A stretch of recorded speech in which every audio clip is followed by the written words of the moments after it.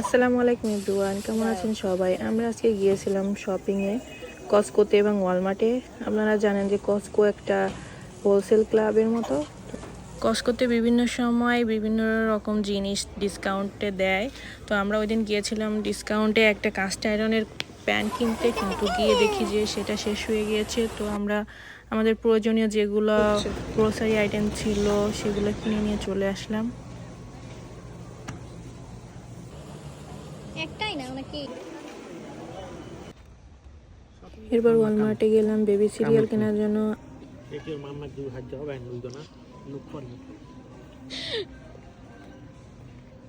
কিছু পাজামার দরকার ছিল, তো সেটা বেবি সেকশনে গিয়ে নিয়ে নিলাম, যদিও বেশি কালেকশন ছিল না।